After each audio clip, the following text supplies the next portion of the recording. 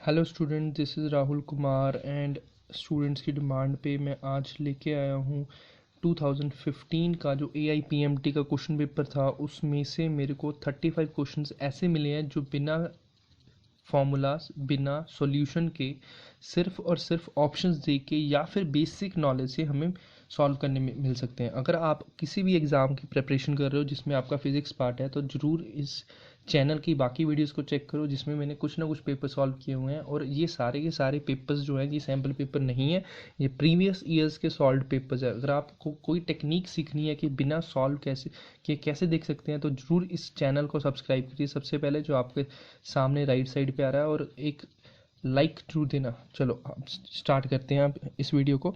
Fourth question देखते हैं। अभी मैंने क्या किया है, इस क्वेश्चन पेपर में जो जो क्वेश्चन आपको सर्कल किए हुए दिखेंगे, फॉर एग्जांपल फोर्थ हो गया, फिफ्थ हो गया, सेवन्थ हो गया, वो ऐसे क्वेश्चन है जो इजीली आराम से हो सकते हैं। तो मैंने क्वेश्चन फिगर आउट किए हैं कि हम कैसे कर सकते हैं, कौन कौन से क्वेश्चन है। तो ध्यान से देखो, फोर्थ क्वेश्चन है, अपने पास जो गिवन है वो क्या है, एक ब्लॉक है जिसका मास m1 है जो हॉरिजॉन्टल सब टेबल पे रेस्ट कर रहा है, ठीक है, और लाइट स्ट्रिंग है उससे कनेक्ट की हुई है। तो अपने पास क्या बन रहा है, एक ब्लॉक है मास m1 का, उसके साथ दूसरी बॉडी को यहाँ पे हैंग किया हुआ जिसका मास है m2, और साथ में यहाँ पे फ्रिक्शन लग रहा है जिसका कोफिशिएंट है म्यू। तो हमने बताना है कि जब यहाँ पे मूवमेंट होएगी, स्लाइड होएगी body m2 with respect to m1, तो अपने पास टेंशन कितनी होगी। तो ऑप्शन से आंसर निकालने का जो मेथड है वो ध्यान से देखो। हमें क्या चाहिए, हमें चाहिए टेंशन। टेंशन क्या होता है, फोर्स इन स्ट्रिंग। तो नॉर्मली फोर्स का जो फॉर्मूला होता है, it would be either ma और इट वुड बी mg। तो हमें इसकी वैल्यू जो चाहिए वो सॉल्व नहीं करेंगे, हमें ऐसे ही देखना पड़ेगा। कैसे, अगर हम चेक करते हैं तो ध्यान से देखो, फर्स्ट वाले ऑप्शन में m2 ऊपर है, m1 प्लस m2 नीचे है। अगर हम इसका सिंगल फंडा देखते हैं तो एक m है, नीचे m है, एक ग्रेविटी है। तो ये नहीं हो सकता बिकॉज इसकी डायमेंशंस मैच करती हैं ग्रेविटी से। सिमिलरली ग्रेविटी मतलब एक्सेलरेशन ड्यू टू ग्रेविटी।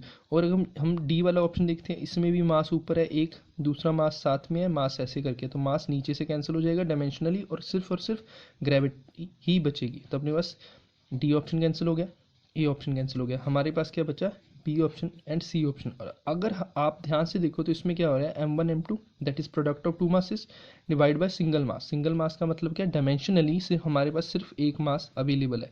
तो अगर हम चेक करते हैं तो एक मास की डायमेंशन एक से कैंसिल, अपने पास क्या बच गया, मास इंटू ग्रेविटी। बट यहाँ पे क्या दिया हुआ है, 1 minus mu, it means the value will be lesser than 1, मतलब ओवरऑल वैल्यू से ये कम होगी। यहाँ पे क्या है, एक मास की वैल्यू नीचे से कैंसिल होगी और दूसरा वाला मास जो है प्रोडक्ट हो गया 1 प्लस समथिंग से। तो अपने पास आंसर कौन से वाला आएगा, बी ऑप्शन। अब आपको याद क्या करना है, अगर ऐसे क्वेश्चन में टेंशन की वैल्यू आती है तो हमारे पास लेसर वैल्यू नहीं होगी, ग्रेटर वैल्यू होगी। अगर एक्सेलरेशन की वैल्यू होती है तो हमारे पास लेसर वैल्यू होगी, ग्रेटर नहीं होगी। ये चीज़ आपको एक थोड़ा सा रिमेंबर रखना पड़ेगा। अगर टेंशन की वैल्यू हम सी वाला ऑप्शन ले लेते हैं तो अपने पास वो चीज़ जस्टिफाई नहीं होती कि जब हम दो इक्वेशंस को सॉल्व करते हैं, जब इसकी फ्री बॉडी डायग्राम्स बनाएंगे उस मोमेंट पे वो वाली इक्वेशन सॉल्व करनी पड़ेगी। बट सारा का सारा मेथड बहुत ज़्यादा लेंथी और हेक्टिक है, इसलिए मैं नहीं करूँगा। और ध्यान से समझो इस बात को, जैसे मैं इस क्वेश्चन पेपर के ऊपर क्वेश्चन ही सॉल्व कर रहा हूँ without using any external paper, तो आपने भी एग्ज़ाम में ऐसे ही सॉल्व करना है। बिकॉज एग्ज़ाम में हमें कोई पेपर अवेलेबल नहीं होता जिस पे हम प्रॉपर सॉल्यूशन कर सके। और MCQ का मतलब ही जो होता है वो सिर्फ ABCD ऑप्शंस में से ही पिक करना होता है। दैट डजेंट मीन कि हमें पूरा का पूरा क्वेश्चन पेपर सॉल्व करना पड़ेगा। अभी फिफ्थ क्वेश्चन देखो, अपने पास मासेस कौन कौन से हैं। ये वाला मास अपने पास 4 kg है, ये वाला 2 kg है, ये वाला 1 kg है।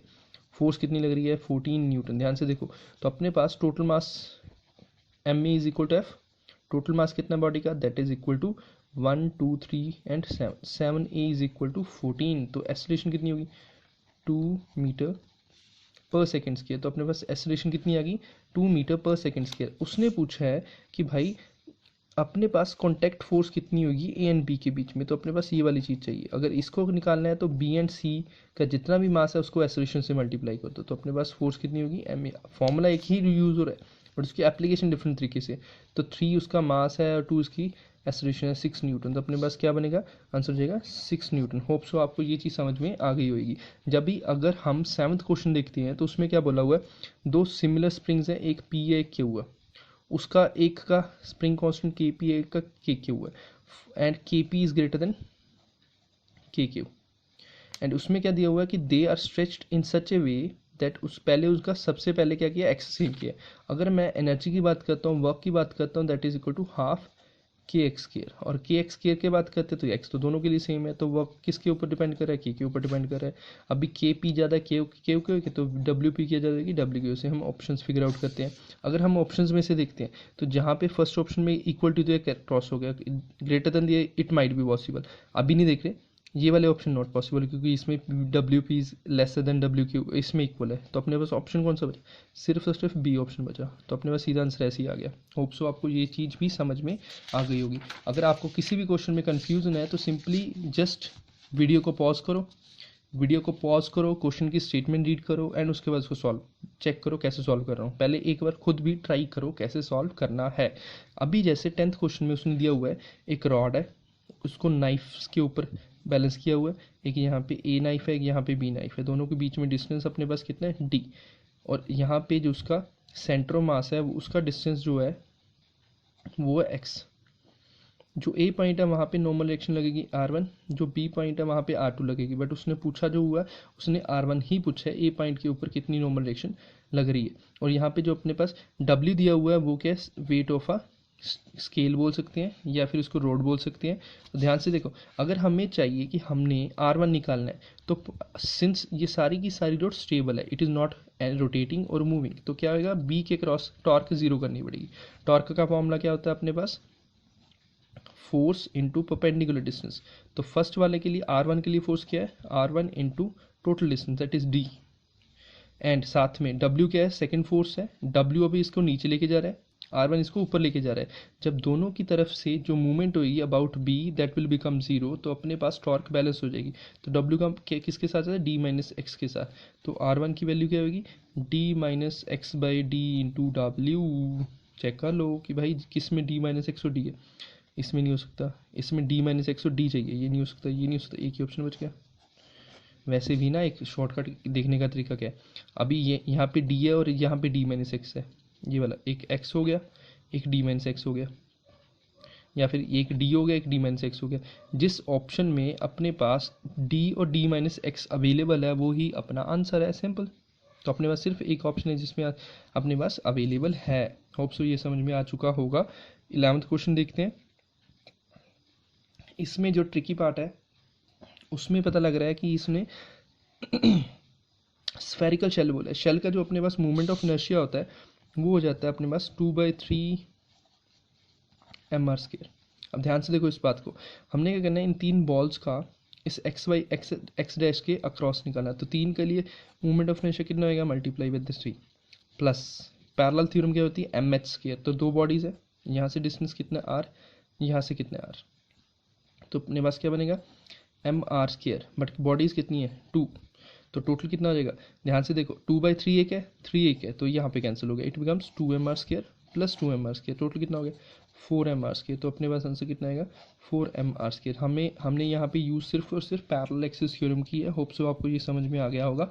12th क्वेश्चन देखो, जो केपलर लॉ के बेस पे उसने बोला है कि अपने पास केपलर लॉ में क्या होता है, t² is proportional to r³ होता है, ठीक है। अब ध्यान से समझना, जो ग्रेविटेशनल फॉर्मूला होता है वो होता है कि gravitational force is providing required centripetal force.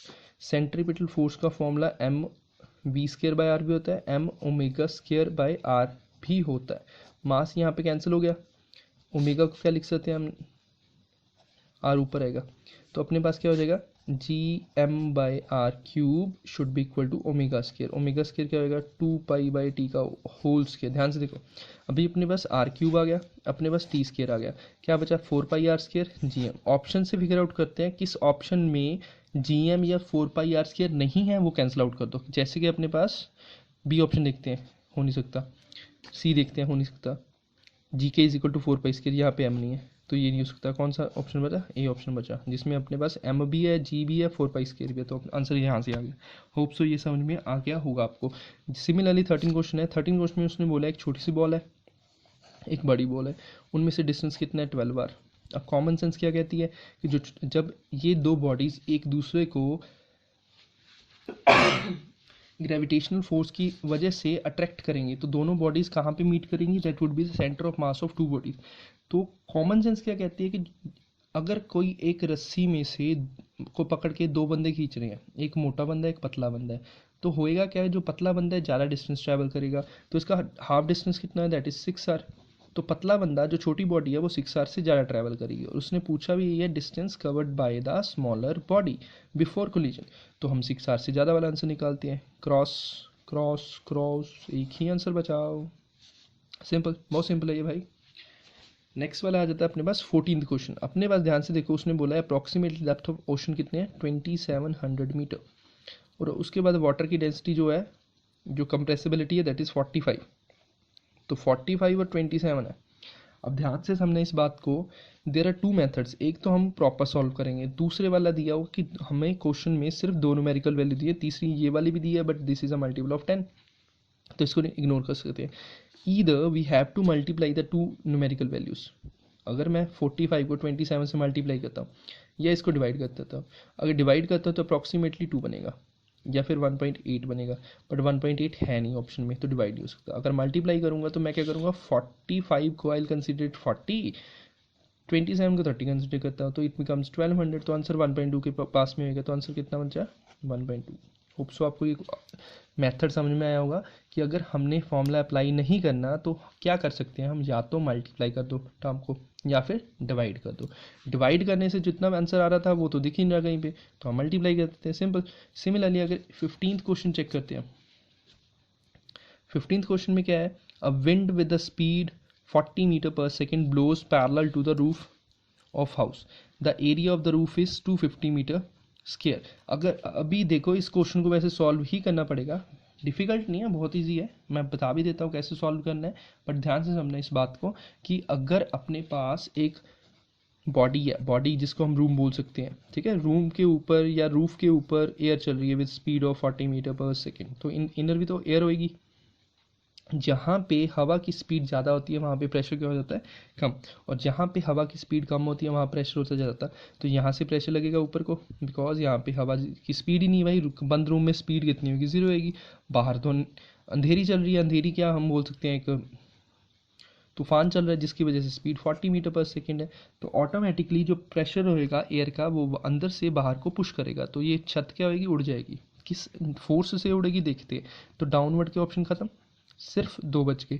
दो ऑप्शन में भी क्या है, एक में 4.8 है, एक 2.8 है, तो न्यूमेरिकल वैल्यू तो छोड़ ही दो, मतलब पावर्स की वैल्यू छोड़ दो, सिर्फ और सिर्फ इसकी न्यूमेरिकल वैल्यू चेक करो। अब 50-50% प्रोबेबिलिटी है कि या तो 4.8 आंसर है या 2.4 आंसर है। तो चेक करने का मेथड कौन सा है, जो अपने पास बर्नौली थ्योरम होता है वो होता है अपने पास v² / 2g + h + p/ρg, ये कांस्टेंट होती है टर्म। होप सो आपको ये फॉर्मूला याद होगा। तो अपने पास अगर इस फॉर्मूले के यूज़ करते हैं तो प्रेशर की वैल्यू कितनी बनेगी, ये h तो वैसे ही कैंसिल हो जाएगा, जी भी कैंसिल हो गया, कांस्टेंट हम देखते हैं। तो p/ρ कितना बनेगा, v² / 2। तो प्रेशर कितना हो जाएगा, हाफ v²ρ। अगर फोर्स निकालनी है तो फोर्स कितना होता है, प्रेशर इंटू एरिया, तो ये कितना हो जाएगा, हाफ v² इंटू प्रेशर। अगर वैल्यू पुट करूँगा तो अप्रॉक्सीमेटली मेरे वाले वैल्यू है कि 2.4, तो आंसर क्या हो जाएगा, सीधा 2.4 अपवर्ड। होप सो आपको ये मेथड समझ में आएगा कि बर्नौली थ्योरम अप्लाई किया, पर बर्नौली थ्योरम भी अप्लाई करने का एक मेथड है जिसमें मैं दो इक्वेशंस इक्वेट नहीं करूँगा, मैं एक सिंगल इक्वेशन लूँगा ये वाली, उसमें से h उड़ा दिया और इसकी न्यूमेरिकल वैल्यू ही कंसीडर कर रहा हूँ। इसीलिए जब ये टर्म राइट साइड पे गई तो उसका नेगेटिव को कंसीडर नहीं किया, और जैसे हमें प्रेशर की वैल्यू पता लगी उसको मल्टीप्लाई कर दिया एरिया ऑफ रूफ से, जिससे अपने पास पॉइंट आ गया 2.4। मैं सिर्फ और सिर्फ इसकी फ्रंट वाली न्यूमेरिकल वैल्यू बोल रहा हूँ, मैं इसकी पावर की बात नहीं कर रहा, बिकॉज ऑप्शन में पावर सेम दी हुई है। होप सो ये क्वेश्चन भी आपको समझ में आ गया होएगा। तो 16 क्वेश्चन देखते हैं, बहुत ईजी है। 16 क्वेश्चन अगर ध्यान से देखोगे तो उसने बोला है हमारे पास 3 स्टार है, एक PQR, जो वायलेट है वो किसका किसका है, P का है, तो P क्या हो जाता है अपने पास, वायलेट का। सेकेंड वाला उसने बोला है ग्रीन कलर जो है वो किसका है अपने पास, R का, तो R के लिए ग्रीन कलर की जो कलर है वो एमिट कर रहा है। जो रेड कलर है वो किसके लिए, Q के लिए, तो अपने पास Q के लिए रेड कलर है। तो अकॉर्डिंग टू विबग्योर सबसे ज़्यादा वायलेट की एनर्जी, देन अपने पास ग्रीन, देन रेड। और जिसकी एनर्जी ज़्यादा होगी टेम्परेचर भी उसका ज़्यादा होएगा। तो अपना टेम्परेचर किसका ज़्यादा है, T P is greater than T R is greater than T Q, T P T R T Q. तो अपने से ये ऑप्शन बन गया। होप सो आपको ये समझ में आ चुका होगा, और मैं कोई फॉर्मूला नहीं अप्लाई कर रहा, सिंपल बेसिक नॉलेज से ही ये सारे क्वेश्चन सॉल्व करने की ट्राई कर रहा हूँ। चलो फर्स्ट पेज तो अपना हो गया। अब सेकंड देखते हैं। सेकंड पे अपने पास 17th क्वेश्चन है। 17 क्वेश्चन को समझो ध्यान से। 2 एंड्स दिए हुए मेटल के जिसका टेम्परेचर 110 है, जिसकी वजह से अपने पास हीट ट्रांसफर हो रहा है 4 जूल पर सेकंड, और दूसरे केस में क्या 200 और 210 है, तो इनमें डिफरेंस कितना आ गया, अगेन 10 डिग्री हो गया। अगर याद रखना है न्यूटन्स लॉ ऑफ कूलिंग की तरफ से, अगर अपने पास टेम्परेचर डिफरेंस सेम चल रहा है तो अपने पास हीट ट्रांसफर भी सेम ही चलेगा। तो ये चीज़ आपको अंडरस्टैंड करनी पड़ेगी। It does not depend on the temperature of the body, it only depends on the temperature difference. Similarly अगर 18th क्वेश्चन को चेक करते हैं तो 18th क्वेश्चन में एफिशिएंसी कितनी दी है, 1/10। अब 1/10 है एफिशिएंसी का फॉर्मूला W/Q1। Q1 की वैल्यू उसने दी नहीं हुई, बट हाँ W की दी हुई है, तो अपने पास क्रॉस मल्टीप्लाई करके कितना आएगा, 1/10 इज इक्वल टू 10/Q1। तो Q1 कितना आ गया, 100 जूल। वर्क डन कितना की बना है, 10 जूल। तो कितनी हीट इजेक्ट कर ली है, मतलब कितनी हीट रेजर्वायर को लो टेम्परेचर्स ली है, दैट इज 100 - 10 90 जूल। तो आंसर कितना आ गया, सीधा 90 जूल। होप सो आपको ये भी समझ में आ गया होगा। अब नेक्स्ट वाला क्वेश्चन भी सिमिलर है, इजी वाला, इजी है, ज़्यादा इजी है। जब ए टू बी गया बॉडी में कितनी हीट डाल दी, उसने डाल दी 400 जूल। जब बी टू सी गया फिर उसने हीट डाल दी, that is comes out to be 100 joule. जब ए टू सी गया तो उसमें कितनी इंटरनल एनर्जी बचेगी, अब ध्यान से समझो कि 500 जूल ऐड कर दी, इस पोर्शन में कुछ ना कुछ वर्क डन होएगा। वर्क डन फॉलो करता है एरिया, एरिया को सॉल्व करते हैं तो half base into height, base कितना है 4 - 2 दैट इज 2 10⁻³ एंड हाइट कितनी है, दैट इज 4 10⁻⁴। तो अगर इसको सॉल्व करते हैं तो वी विल गेट 40 जूल। ध्यान से समझो 500 जूल हीट सप्लाई की है जिसमें से 40 जूल यूटिलाइज होगी, तो अपने पास कितना बन जाएगा 460 जूल। होप सो आपको ये समझ में आया होगा। बहुत इजी क्वेश्चन है, कोई डिफिकल्ट नहीं है इसमें। और नेक्स्ट वाला है 21 जिसमें CP/CV की वैल्यू दी है गामा, और जनरलाइज फॉर्मूला कहता है 1 + 2n। एंड यहाँ पे होता है डिग्री ऑफ फ्रीडम, जिसमें gamma is equal to 1 + 2/f होता है नॉर्मली, जब डिग्री ऑफ फ्रीडम को f से डिनोट करते हैं। होप सो आपको ये समझ में आएगा।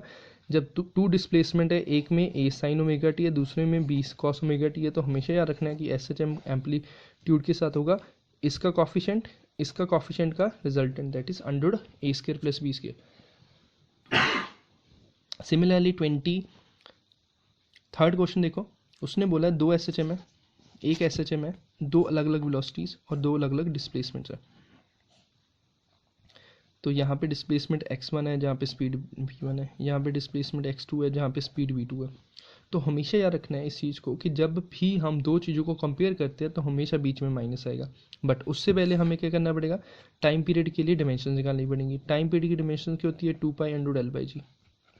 वैसे इसको लिखने की भी जरूरत नहीं है, इसको हम ऐसे बोल सकते हैं कि L/g जो है दैट इज़ ग्रेविटी, ठीक है। तो अपने पास x² है और v² है। अगर हम यहाँ से ऑप्शन पिक करते हैं, ध्यान से देखो यहाँ से वैसे ही डिफरेंट देखिए, प्लस हो नहीं सकता, बाकी सारा माइनस है। x2 - x1 v1 - v2, भाई कोई लिंक बनेगा तभी ना कि यहाँ पे या तो x2 - x1 v2 - v1 हो, तो डिफरेंट दिया हुआ है। x1 - x2 v1 ये वाला ठीक है, v1 - v2 x1 ये वाला ठीक है। तो अपने पास दो ऑप्शन बचते हैं जिसमें से हमने चूज़ करना है। तो कैसे चूज़ करना है, ध्यान से देखो। अगर मैं वेलोसिटी को ऊपर रखता हूँ तो वेलोसिटी की यूनिट होंगे मीटर/सेकंड, और भी उसका स्क्वायर हो जाएगा, ठीक है। डिस्टेंस को नीचे रखता हूँ तो डिस्टेंस क्या होएगा, मीटर²। तो अगर मैं इसको कैंसिल आउट करूँगा तो मेरे पास अंडर में क्या बचेगा, s⁻⁻1। पर मेरे को क्या चाहिए, टाइम चाहिए, तो मेरे पास ऑप्शन क्या होएगा, x ऊपर वेलोसिटी नीचे डिनोमिनेटर में। होप सो आपको ये वाला क्वेश्चन भी समझ में आ गया होगा। और अगर आपको ये वीडियो के सॉल्यूशन या फिर आंसर्स अच्छे लगे हैं तो इसकी नेक्स्ट वीडियो भी चेक करो, और ज़रूर इस चैनल को सब्सक्राइब करो, अपने फ्रेंड्स से डिस्कस करो, उनसे शेयर करो। Thank you.